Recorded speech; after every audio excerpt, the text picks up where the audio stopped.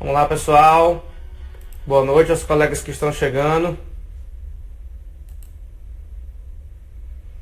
Nós vamos fazer uma live especial sobre o concurso do Tribunal de Justiça do Estado do Maranhão. Então vamos esperar só alguns minutinhos para que mais colegas possam ser avisados pelo Instagram especialmente, mas também estamos no Facebook acerca da nossa live, onde nós vamos comentar as provas de oficial de justiça e de analista judiciário do concurso do TJ do Maranhão. Sei que muitos dos colegas que acompanharão esse encontro fizeram a prova, né? Então, essa aqui será uma oportunidade para a gente debater bastante sobre algumas das questões que foram ali tratadas. Ok? Então, só mais um minutinho.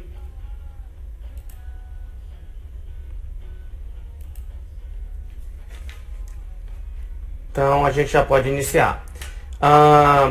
Eu queria saber de vocês se o áudio está bacana, se está dando para ouvir bem. Preciso de um retorno em relação a isso, porque eu estou usando um microfone próprio para essas transmissões de live Instagram, então é necessário entender se vocês estão escutando com qualidade também. Vocês conseguem me ouvir?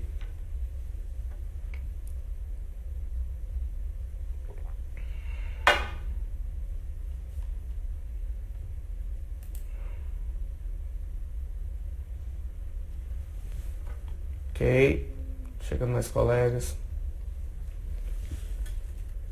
Eu preciso só de um sinal em relação ao áudio no Instagram. No Facebook está tudo ok.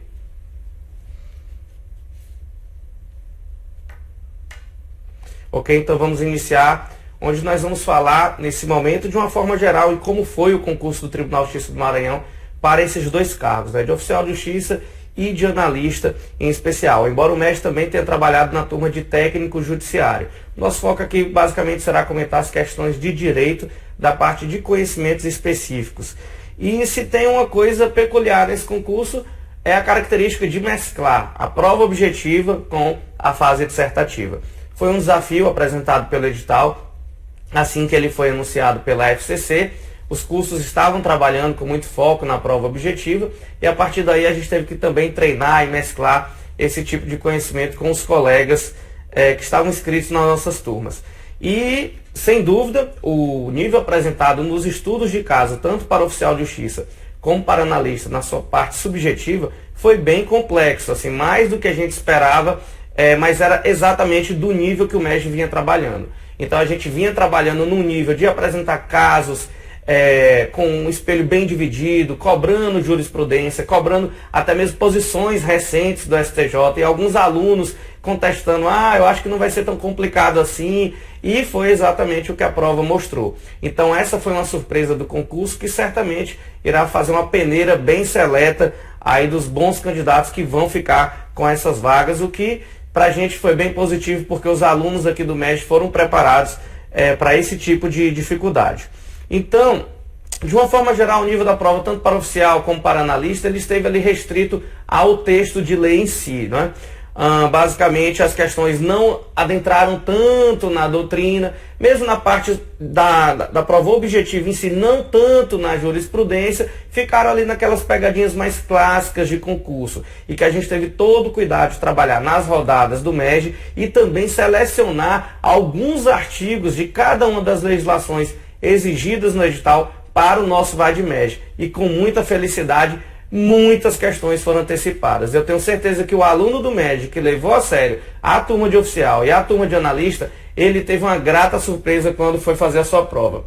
Ok? Eu estou vendo agora muitas mensagens chegando e eu queria até pedir a compreensão de vocês em relação a essas mensagens que estão chegando nesse momento, em relação a ter um pouco de calma para que eu possa desenvolver melhor a nossa ideia de live e ao final a gente abre aí para perguntas, tá bom? Então não vai dar para eu ficar lendo ao mesmo tempo as perguntas e tratando também do tema da nossa live. Então, de uma forma geral, o nível foi muito bom da prova de oficial de justiça e de analista, com destaque para os estudos de caso. O MEG trabalhou suas turmas em rodadas, em videoaulas, com temas bem selecionados e a gente foi muito feliz como equipe. Estamos recebendo feedback dos alunos que mesmo após o concurso foram lá na área do aluno deixar mensagem enviaram mensagem também no WhatsApp, agradeceram muito pelas questões antecipadas, o que é muito positivo para a gente. E para a gente falar logo de conteúdo, é importante tratar dos estudos de caso. E o primeiro estudo de caso que eu vou tratar será para oficial de justiça, tá bom? Esse estudo de caso é um pouco polêmico, existem alguns pontos, sim, que vão dar uma certa polêmica, que a gente vai defender aqui a nossa posição, vai justificar por que entendemos essa posição e também vamos abrir aí espaço para quem divergir dessa ideia, mas realmente é uma posição que a gente acredita que deva ser mantida pela FCC assim que for divulgado o espelho. Nesse momento a gente só tem um gabarito da prova objetiva. O espelho da dissertativa virá com o resultado, com a correção. Então o que a gente vai fazer realmente é uma análise de antecipação do que pode aparecer neste espelho. E oficial de justiça, eu acho muito legal ler para vocês o caso. Então, para quem não fez a prova e está acompanhando aqui a nossa live, eu vou fazer uma leitura de um caso, destacar alguns itens ali mencionados dentro do caso, que serão importantes para a gente compreender bem o que a FCC queria e também compreender a posição do MEG em relação ao nosso ensaio de espelho que será aqui apresentado. Então, o oficial de justiça foi um caso envolvendo Lei Maria da Penha, ok? Não foi um caso estritamente relacionado à função do oficial de justiça, não tinha um oficial de justiça cumprindo mandado aqui, nada do tipo. O que tinha era, na verdade, um caso dissertativo que queria saber se você estava dominando o texto de lei e recentes discussões jurisprudenciais apresentadas pela Lei Maria da Penha e também se conhecia um pouco da parte geral do nosso Código Penal, enfim. E ele dizia o seguinte: Pedro, casado com Rosana, com quem vive maritalmente há 10 anos, primeira informação, ele está falando ali de uma coabitação com Rosana, ok? Vem mantendo nos últimos 5 anos relacionamento paralelo extraconjugal com Simone. Então o enunciado aparentemente quis confundir aqui porque a Simone não está em coabitação. E isso poderia ser levado em consideração pelo candidato na sua prova dissertativa. Com quem chegou inclusive a coabitar por alguns meses, anteriormente, não agora. Desconfiado de que a sua amante Simone esteja envolvida com outro homem, Pedro decide esclarecer a situação, sem inicialmente ter coragem para questioná-la. Ele decide primeiramente ir até um bar situado próximo à sua residência a fim de se embriagar. Uma outra informação importante, nós temos duas até agora, que o Pedro convive com Rosana, não convive com Simone e que ele foi num bar se embriagar porque ele estava bem zangado com a Simone. No referido estabelecimento, já sob o efeito de álcool, comenta a suspeita de traição de Simone com seu amigo confidente Paulo. Ok? O Paulo até então não tem nenhuma relação com o ódio aqui sentido do Pedro pela vítima. Né? Comenta a suspeita de traição de Simone com seu amigo confidente Paulo, que ali também estava, porém sóbrio, que pra gente aqui vai ser relevante, e que já tinha conhecimento do relacionamento paralelo de Pedro. Aqui é uma informação muito importante que a banca deixou e que muitos candidatos não perceberam. Ele deixa claro que o amigo conhece a elementar do crime que a gente vai apresentar mais adiante. Ele sabe do relacionamento paralelo de Pedro com Simone. Ele conhece toda essa situação que é muito importante quando a gente está diante de uma violência doméstica. Ambos então resolvem dirigir-se até a residência de Simone a fim de agredi-la. Ou seja, já está aqui muito claro esse fim da agressão pré-estabelecido. Chegando na casa de Simone, Paulo a imobiliza, enquanto Pedro passa a desferir tapas em seu rosto, causando-lhe lesões de natureza leve. Outra informação importante, ele já deixa claro aqui o grau da lesão, né, de natureza leve. Com os gritos de Simone, ambos, Pedro e Paulo, fogem do local. Simone então procura a autoridade policial e registra a ocorrência, em razão das agressões praticadas por Pedro e Paulo. Passadas algumas semanas, Pedro e Simone conversam sobre o que aconteceu, ocasião em que, com a promessa de Pedro se separar com Rosana e passar a viver com Simone, esta decide então renunciar à representação anteriormente feita contra Pedro e Paulo. Uma situação bem comum nessa esfera de violência doméstica, correto? Só passando aqui, subindo as mensagens de vocês. Muitas mensagens. Ok, um abraço, professor Rodolfo. Eu não sou o mago não, professor Rodolfo. O mago é você e outros tantos professores do MEG. Aqui a gente é um operário e vai trabalhar, inclusive, como operário em diversas matérias. Ok? Sempre com a devida humildade e também atenção às peculiaridades que a prova pode apresentar. Então a gente leu aqui o enunciado envolvendo Maria da Penha, envolvendo aqui algumas peculiaridades. O Pedro, que é casado, pouco importa pra gente, ele tinha um caso com a Simone, não vive com a Simone.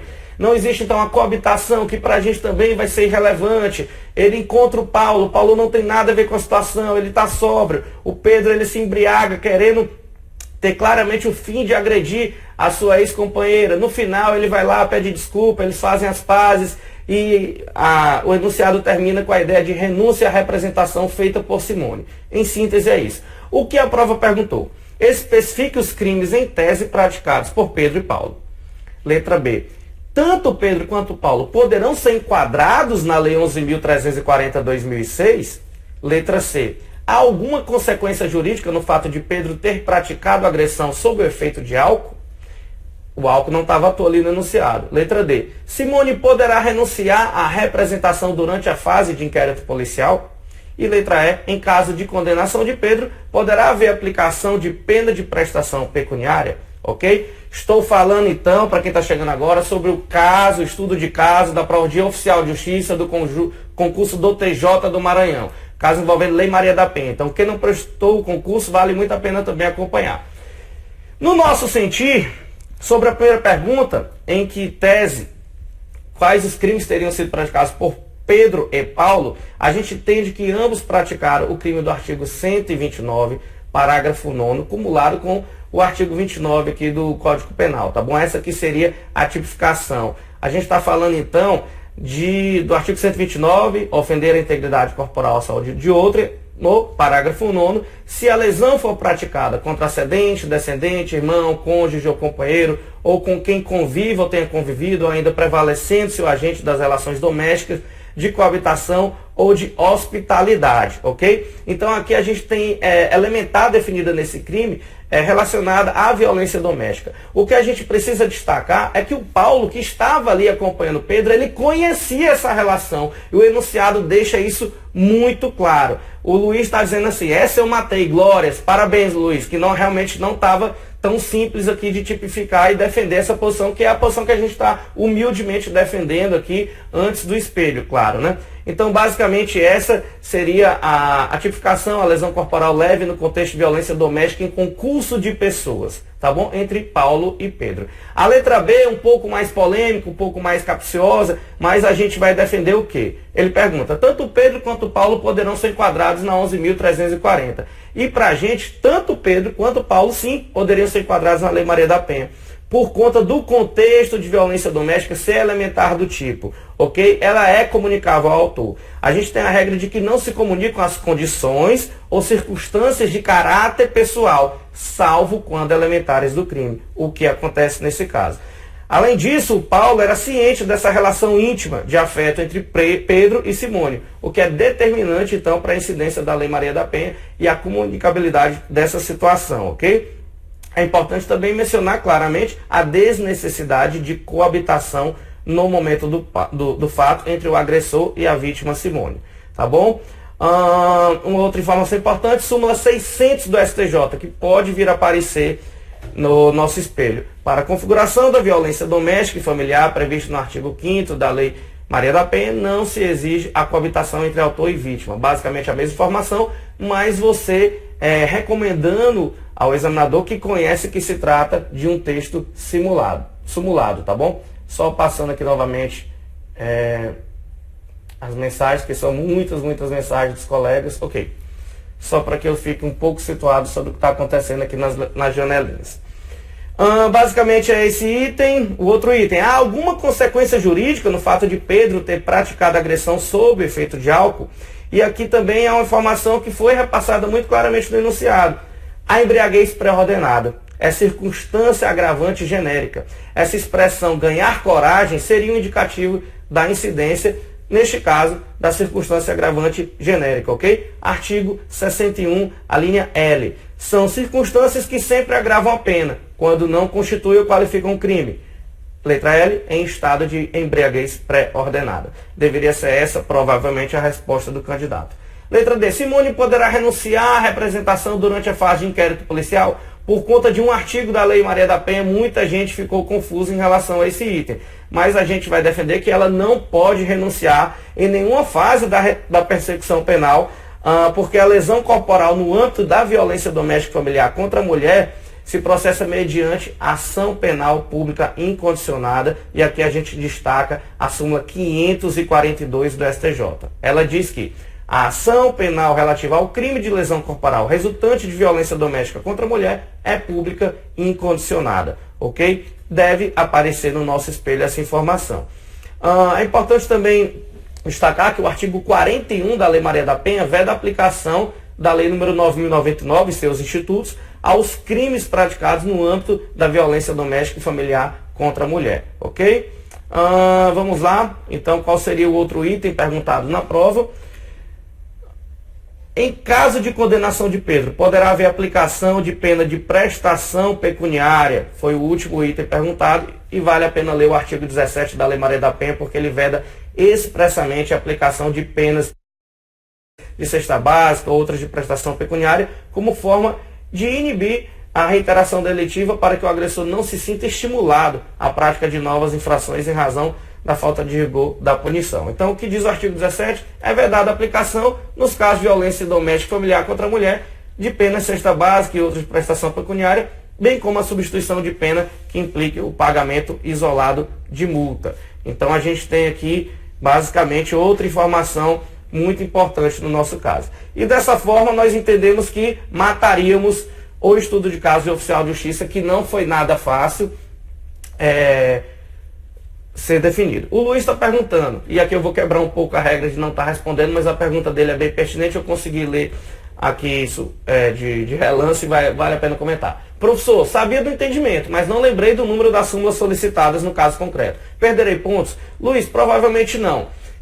A menos que você tenha colocado, conforme entendimento simulado do STJ, você certamente pontuaria cheio. Não ter mencionado concretamente que conhecia a súmula, pode ser que não lhe deu ponto cheio, mas vai lhe dar uma pontuação bem considerável certamente, ok? Se a súmula vier expressa no espelho. Então essa, basicamente, é a nossa análise do complexo caso do estudo de caso da prova de oficial de justiça. Vamos agora então pulando para analista. Quem está aqui para acompanhar a prova de analista, eu já vou agora para o estudo de caso, que a gente entende como a maior informação, né? O que é de mais valioso aqui na nossa live nesse momento, porque não tem espelho. Então é o MES botando a cara para bater com vocês.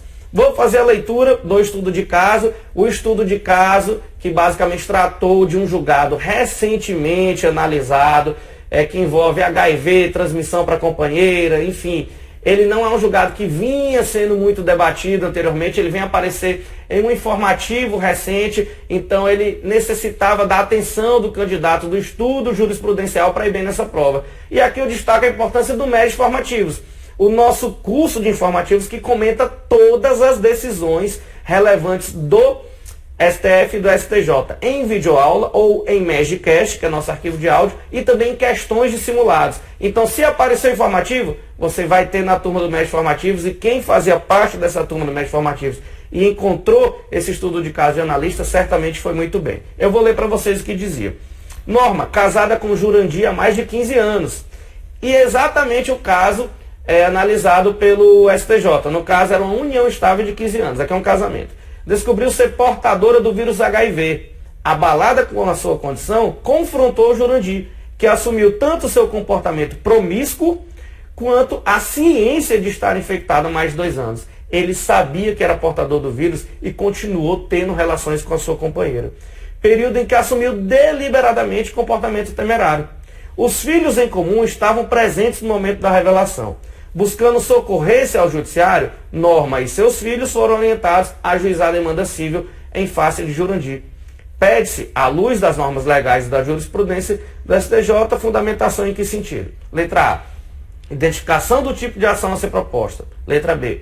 A natureza da responsabilidade de Jurandir, a identificação de sua conduta e os pressupostos para a sua responsabilização. Letra C. A espécie de condenação e sua extensão. Letra D. Os acréscimos legais decorrentes de tal condenação. O que a gente acha importante aqui reportar para vocês? Estamos diante de um caso de responsabilidade civil, ok? Aqui teve a hipótese de danos morais, tem também uma ideia de definição de alimentos e basicamente é uma ação de reparação de danos com pedido de tutela provisória para definição de alimentos. O caso seria bem definido dessa forma. O que mais que a gente pode falar sobre a responsabilidade civil aqui, que é importante? Os elementos da responsabilidade civil, a conduta humana, a culpa, no caso, seja de imprudência, negligência ou imperícia, o dano, que deve ser certo, presente, subsistente e imediato, e o nexo causal. A gente encontra isso aqui no caso, porque ele sabia que era portador de um vírus, não comunicou, continuou assumindo o risco de transmissão. A gente está diante de uma responsabilidade civil que é de natureza subjetiva, não é de natureza objetiva. Ela precisa seguir esses elementos e basicamente eles estão muito bem representados aqui na nossa prova. Para essa análise da extensão desse dano, o que poderia ser avaliado pelo magistrado que poderia estar na nossa prova? Né? A extensão do dano, as condições socioeconômicas e culturais dos envolvidos, de conhecer a doença, de saber que aquilo poderia incidir um risco para a companheira, as condições psicológicas das partes, o grau de culpa do agente, tudo isso poderia ser levado em consideração na análise do dano moral, que aqui é cabível. A gente está diante aqui de uma violação de um direito de personalidade da autora, né? Que lesa ou a sua honra, a intimidade, a sua integridade moral e, nesse caso, física também, porque a sua saúde esteve em risco por conta dessa situação, ok? Só passando um pouquinho mais. Olha, pessoal, não tenho como falar sobre outras turmas do MED nessa live, aqui já é muito conteúdo, muita coisa. Então, quem tiver qualquer dúvida sobre turmas do MED, manda pelo privado que a gente resolve, tá bom? O que mais que a gente pode resolver? A natureza da responsabilidade, portanto, é uma responsabilidade civil, né? A gente tem que analisar aqui de uma forma subjetiva. Seria importante quem tivesse de cabeça aqui alguns artigos do Código Civil, se pudesse mencionar, ótimo. A gente sabe que isso aqui é muito difícil, mas caberia, por exemplo, o artigo 949 do Código Civil. No caso de lesão ou outra ofensa à saúde, o ofensor indenizará o ofendido das despesas do tratamento e dos lucros cessantes até o fim da convalescência, além de algum prejuízo que o ofendido possa haver sofrido por conta desse caso. O artigo 950 do Código Civil também poderia ter aparecido, mas enfim, é a ideia de responsabilidade civil. O MEG tratou isso em uma rodada específica. Assim como nas súmulas cobradas em Maria da Penha, no caso anterior de oficial, a gente tratou e definiu muito claro essa questão aqui das súmulas também. No VAD-MED nós destacamos alguns artigos que foram importantes na resolução do caso, mas a responsabilidade civil a gente tratou em uma rodada própria de direito civil na turma de analista, o que certamente ajudou os nossos colegas. A espécie de condenação e sua extensão, ok? O que a gente pode falar em relação a isso? Da extensão dos danos morais, da possibilidade aqui dessa indenização que, no caso concreto, salvo engano, foi de R$120 mil. Havia também uma discussão sobre pensão e foi negada no primeiro grau, no segundo grau, e o STJ não reavaliou por conta da força da súmula 7 do STJ, que não permite reanálise de provas, né, lá no STJ. Então, é interessante nesse sentido a gente destacar essas outras discussões que poderiam aparecer. O que mais que a gente pode falar sobre esse caso? Vamos ver aqui o último item. Os acréscimos legais pleiteados decorrente da condenação. A gente pode falar algo que pode aparecer na nossa prova, no nosso espelho, tá bom? Que seria bem delicado de aparecer, que é a possibilidade de responsabilização penal dele também, né? Uma vez que ele sabia que era portador do vírus e continuou tendo relação com a sua companheira. Isso não tem efeito apenas na esfera civil, dessa indenização a ser reparada, né? Também tem efeitos na esfera penal. E aqui há 3 correntes, basicamente. Eu não acredito que o espelho abordará isso, essas 3 correntes, ou talvez nem peça a tipificação, mas ele deve sim ter alguma observação sobre a possibilidade de responsabilização penal da conduta do nosso agente aqui retratado no caso. Mas existem 3 correntes que tipificam esse tipo de conduta, de ser portador do vírus de HIV e continuar tendo relações sexuais com determinadas pessoas. A primeira delas entende que é perigo de contágio de moléstia grave, artigo 131 do Código Penal. Homicídio doloso também pode acontecer, da doutrina entender dessa forma. E lesão corporal qualificada pela enfermidade incurável, artigo 129, parágrafo 2º, inciso 2º. Ao nosso sentir, essa parece ser a melhor possibilidade, da lesão corporal qualificada pela enfermidade incurável. se o nosso espelho quiser adentrar um pouco nessa esfera, né, quiser aprofundar um pouco mais. Acredito que basicamente ele pensaria nessa responsabilização penal, ele falaria da indenização, e aí haveria uma discussão também sobre alimentos, né? Então, é por aí mais ou menos que o espelho deve aparecer. Prevalece a terceira corrente hoje na nossa jurisprudência, apesar de ainda existir muita divergência doutrinária sobre o assunto, é o que a gente entende de melhor. Inclusive, é a posição também do professor Márcio do Dizer o Direito sobre o assunto, ele já escreveu sobre o tema, entre outros profissionais aí, mas a gente vai realmente destacar que o STJ já teve posição nesse sentido, o STF também, e é o que parece um pouco mais seguro. Encerramos então a análise aqui da ideia do caso concreto de analista e vamos falar rapidamente sobre a prova em outras disciplinas. Em organização judiciária eu tive o prazer de ministrar essa disciplina e muita satisfação de dar questões no aulão de véspera, além de toda a turma também. A gente trabalhou todas as questões que caíram no concurso, mas a gente teve a felicidade também de criar questões dos simulados que foram cobradas de forma idêntica no concurso.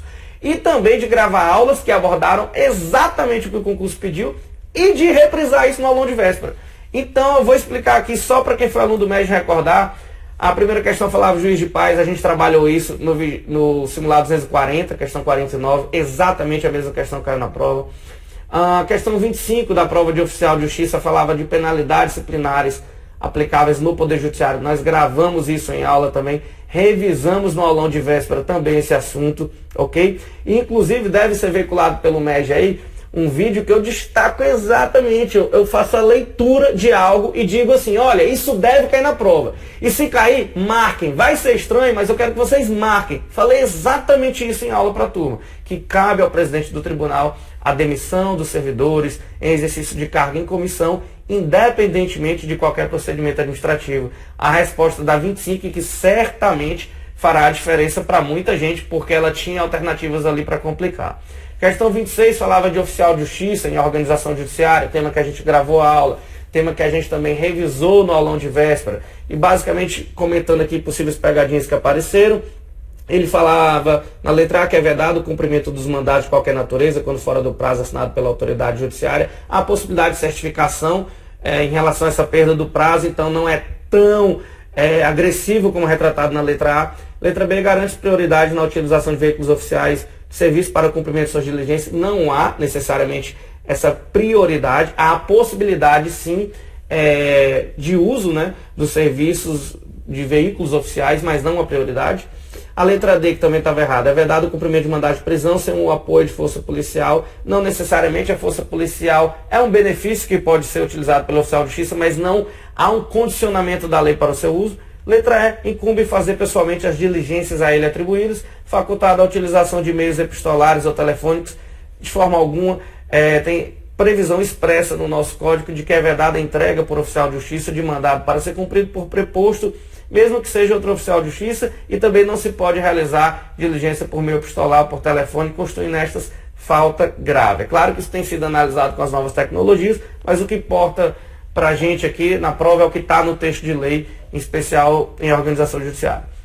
Na questão 27, a gente também tratou categoricamente em aula, tratou categoricamente no aulão. Quem foi para o nosso aulão matou essa questão muito fácil também. Vou destacar aqui a resposta: cada município do estado corresponde a um termo judiciário. Exatamente o que eu tinha repassado como frase para resumir todo esse assunto no nosso aulão foi o que caiu na prova. E a questão 28, um pouco mais complicada, aí demandava a leitura do regimento interno, estava no nosso terceiro arquivo enviado pelo MED a resposta sobre o regimento interno, mas eu sei que muita gente não conseguiu ler por conta do acúmulo de matéria para revisar. De toda forma, estava lá a resposta: câmaras isoladas cíveis. Nós tivemos então a organização judiciária como uma disciplina de conteúdos comuns entre oficial e analista, em um nível de médio para fácil, mas com uma questão complicada. E aí essa questão pode sim fazer a diferença. Uma outra que eu poderia botar no viés da complicação, mas quem foi aluno do MED certamente matou, e essa pode fazer uma diferença na nossa pontuação. De uma forma geral, comentando ainda, não vai dar para a gente comentar, claro, toda a prova, porque o nosso tempo aqui é escasso, mas eu queria fazer alguns destaques ainda sobre questões, enfim, que possam interessar aqui na nossa pontuação. Deixa eu ver aqui o que eu posso ver com vocês. Na prova de oficial de justiça, a questão 55. Eu queria que vocês avaliassem aqui a questão 55. Eu vou dar o início do enunciado, né, para que vocês possam procurar na correspondência da prova de vocês. A questão 55. Ela diz que, de acordo com o que estabelece a lei contra a violência doméstica e familiar contra a mulher, também a Lei Maria da Penha, ok? A Lei 11.340/2006, que foi cobrada em estudo de caso e também na prova objetiva, algo assim bem interessante, feito pela FCC, diz que constitui crime o descumprimento de decisão judicial que defere medidas protetivas de vigência com base nessa lei. Esse termo, medidas protetivas de vigência, não é bem apresentado pela lei em si. Então, a lei fala medidas protetivas de urgência. Então, isso leva a uma confusão, isso não necessariamente corresponde um termo ao outro, o que para a gente é perfeitamente anulável. Então, se eu tivesse que destacar uma questão para ser anulada, eu destacaria a questão que trata de Maria da Penha na nossa prova objetiva. Ela diz, como resposta correta, que constitui crime o descumprimento de decisão judicial que defere medidas protetivas de vigência. Para mim, esse termo de vigência não é o mais técnico, não é o adequado, deveria aparecer de urgência, conforme consta na lei, portanto, é plenamente passível de anulação. Em administrativo, para analista, também entendo que há uma questão passível de anulação, que é a questão 36. Eu vou procurar aqui no imenso material que eu tenho à minha frente, para poder estar nessa live com vocês. Vamos lá, questão 36. Aqui diz que convênios e contratos são ajustes que podem ser celebrados pela administração pública. Ele trata como alternativa correta a letra D, não apenas com órgãos e entes públicos, mas também com pessoas jurídicas de direito privado, a exemplo de empresas, evidenciando-se, nos casos de convênio, uma entidade de objetivo entre participantes, ainda que tenham atribuições distintas. Por que a gente entende que poderia ser passível de recurso a essa questão?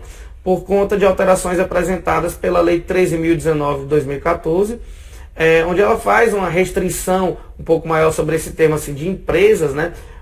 Quando mencionado na prova dá uma ideia de fins lucrativos, e pela lei não é bem assim, né? Que essa celebração de convênios com entidades privadas após a vigência dessa lei, ela é entendida de uma forma mais restrita, com entidades filantrópicas e sem fins lucrativos no âmbito do SUS aqui, como mencionado. Então, dá um certo viés aí de possibilidade de recurso e anulação da questão 36 para o oficial de justiça, que começa com convênios e contratos, ok? No mais, pessoal, tiveram questões bem simples na prova, questões muito pautadas no texto de lei. O simulado do MED antecipou demais. Depois a gente vai apresentar um arquivo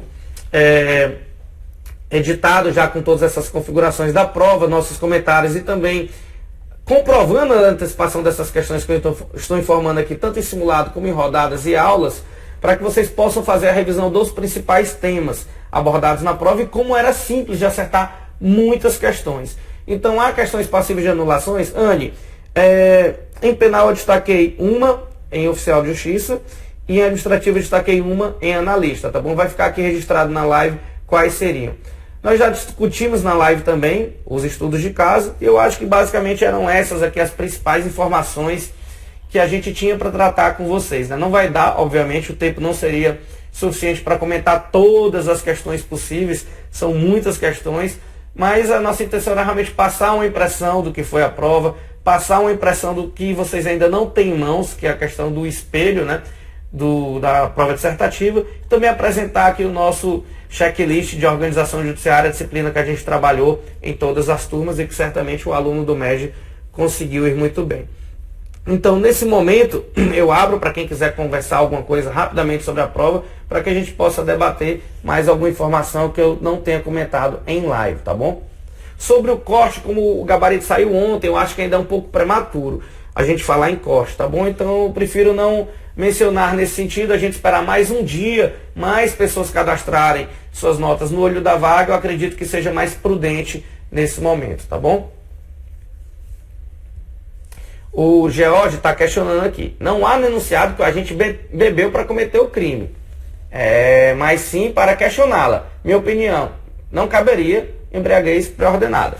Ok, a gente respeita a sua opinião e é muito importante essa divergência, mas eu vou ler novamente por que a gente chegou a essa conclusão de que ele bebeu sim e ele tinha sim a intenção de cometer o crime. Porque o examinador até não colocaria essa informação à toa, tá bom? Vamos lá. Paulo decide esclarecer a situação. Sem inicialmente ter coragem para questioná-la, ele decide primeiramente ir até um bar situado próximo à sua residência a fim de se embriagar, tá bom? No estabelecimento, já sob efeito de álcool, ele comenta a suspeita da traição com o amigo. E ambos resolvem dirigir-se até a residência a fim de agredi-la. Então o enunciado fala assim, o nosso colega é o George, ele fala assim, George, que ele bebeu e que ele foi para casa dela a fim de agredi-la, tá bom? Então acho que está muito claro, não há maiores dúvidas sobre isso não. Basicamente são essas as informações que a gente tinha para tratar com vocês sobre os estudos de caso, sobre a nossa impressão geral da prova objetiva, sobre possíveis questões que poderão ser anuladas.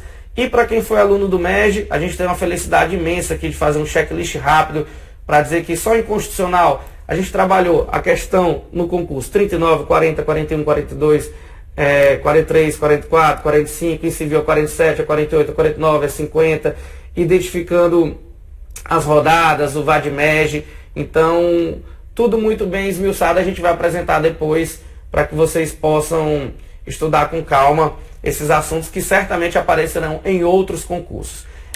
Só para título de curiosidade, eu falei sobre a impossibilidade de revisão do Poder Judiciário no mérito administrativo no caso criado para a turma de oficial e analista em uma análise lá de um mandado de segurança. Minimamente essa formação já dava para matar 2, 3 questões em outras disciplinas dentro do concurso. Somente saber da responsabilidade civil objetiva do Estado dava para matar 1, 2 questões fáceis em cada uma das provas. Então, são informações que se repetem em concurso. Vale muito a pena vocês estudarem essa prova, mesmo quem não fez, e quem fez, mesmo tendo bem ou mal, revisar todos os temas ali tratados, porque a FCC costuma repetir esses temas e certamente seu desempenho tende a melhorar no próximo concurso, ok? São essas as nossas impressões. Aguardo vocês até o próximo encontro e até mais.